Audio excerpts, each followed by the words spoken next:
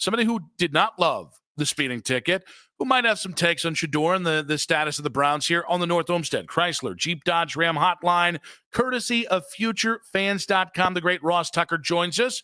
Ross, welcome to the show, buddy.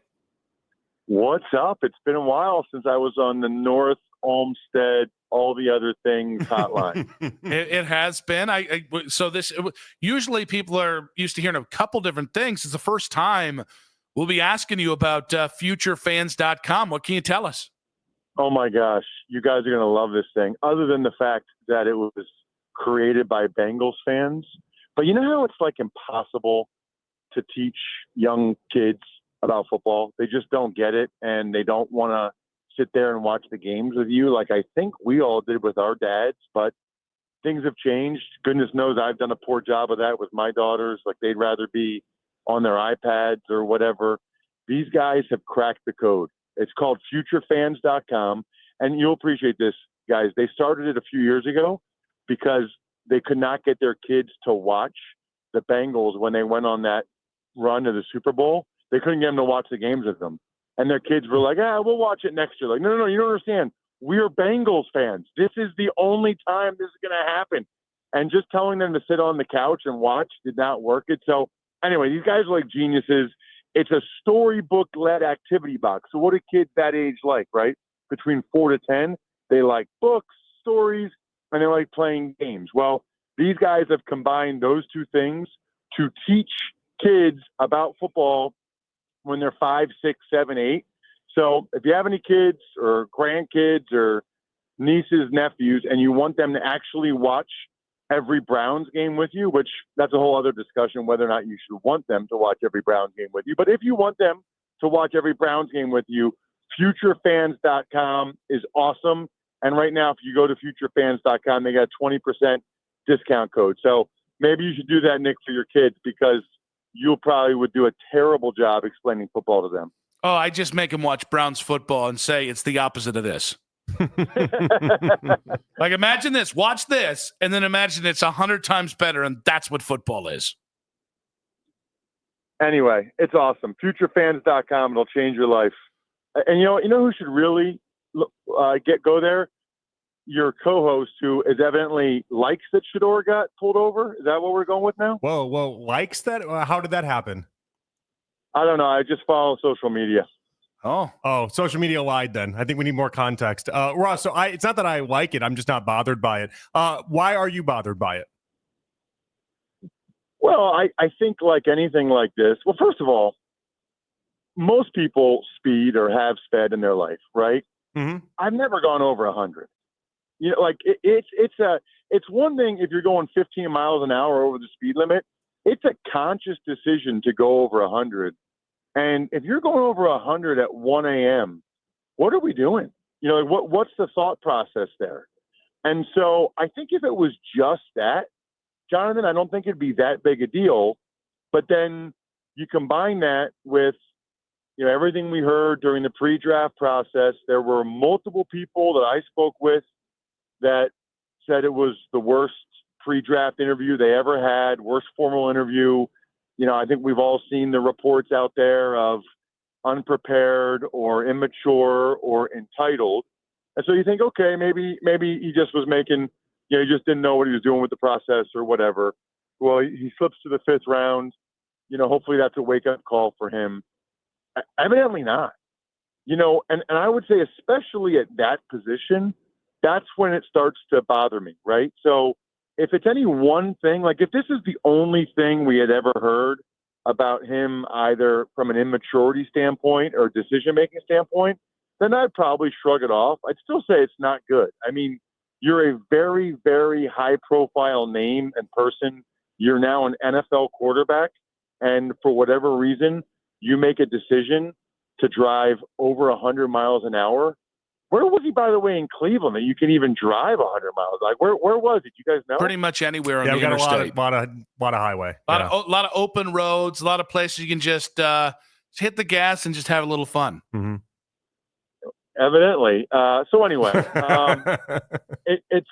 that's my issue with it, right? It's like, number one, does not appear as if he's learned any lesson really from the pre-draft process that supposedly humbled him or was a wake-up call or whatever.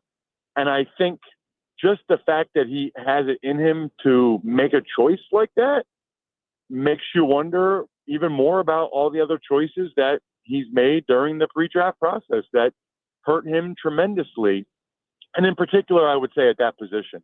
Like, I wouldn't care as much if he was a D lineman, or like a corner or whatever, but the guy's a quarterback. Like you have to be the CEO of the team. You have to be buttoned up and do the right things all the time. And that's just not him yet for whatever reason. Ross, it's interesting because I do hear what you're saying, but at the same point, since he's been drafted, all we hear from local reports is that he's doing everything right. He's working his butt off. He's the things that they want him to work on, he's working on. And so it's interesting, like we're caught between like the pre-draft process, which I do think at least some people in the organization still want to, I don't want to say punish, but hold him back from, versus what he's actually done in the business. Like, what's the right mix of, hey, you really screwed up that pre-draft process and pissed off a lot of people around the NFL, but since you've been in the building itself outside of the speeding ticket, he seems to have passed every test and been beyond professional. Right. And that is based entirely, on what Browns personnel have fed to local media. I mean, it's like comical. If you go to and by the way, it might be true, but if you go to every single team, every guy's in the best shape. Every guy is, Evan Neal for the Giants is looking awesome at guard, and Jackson Dart is everything they hoped he would be and more. I mean, it is very, very, very rare to read any report out of OTAs about this guy's doing the wrong things or this guy's had a setback in his rehab. You never hear anything negative this time of year. It's all, positivity and things are great and this guy looks good and this guy's healthy and this guy's even better than we thought he'd be. How would it behoove the Browns in any way if there were any issues with Shedeur for them to leak that to the media? It wouldn't.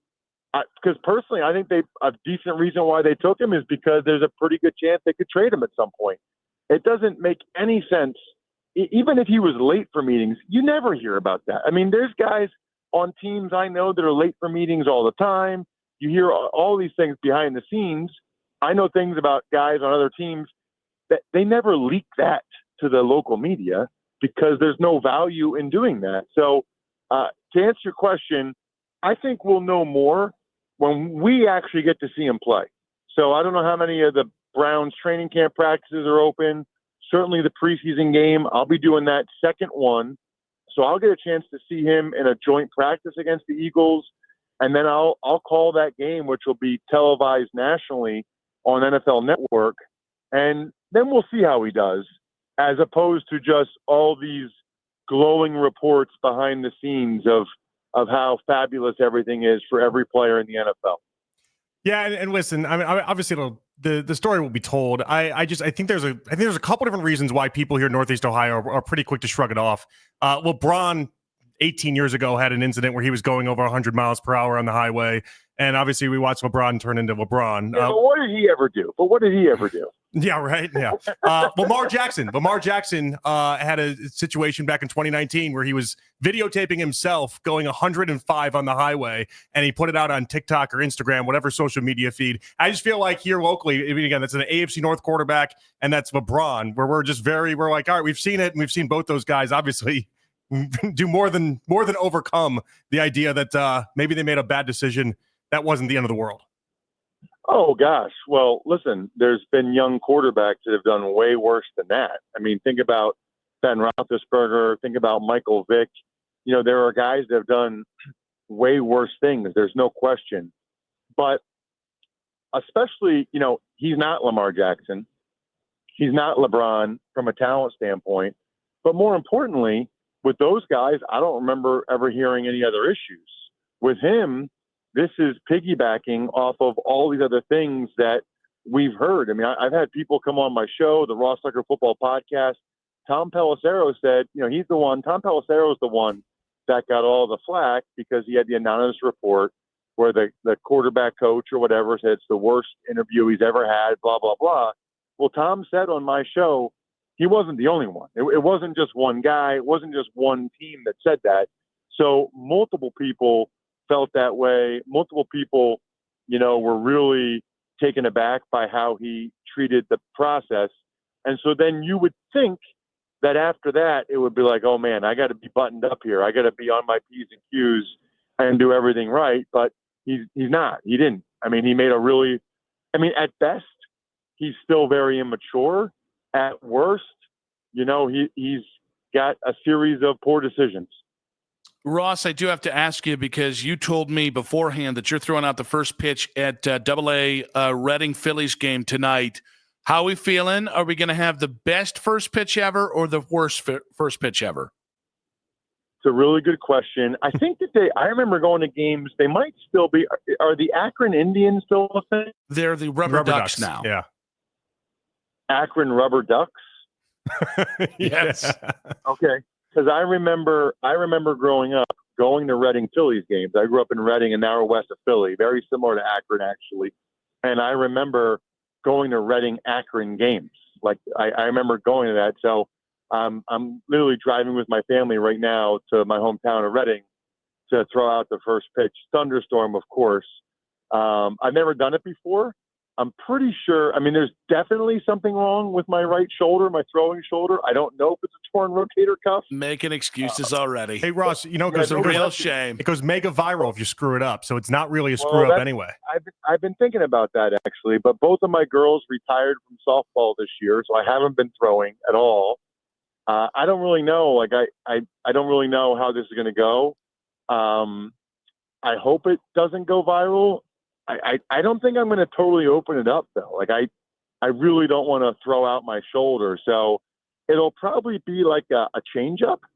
I'm hoping it's a change up right down the middle, but I'm going to aim high because I think it's embarrassing when you bounce it, right? Like I'd rather have the catcher have to like jump up or it goes over his head and they're like, whoa, Tucker brought the heat. Like that. If you're gonna miss, you got to miss high. I got to say, get in the heater. That's what I'm saying. Ross, great stuff, buddy. Appreciate you. We expect the video and keep killing it, bud.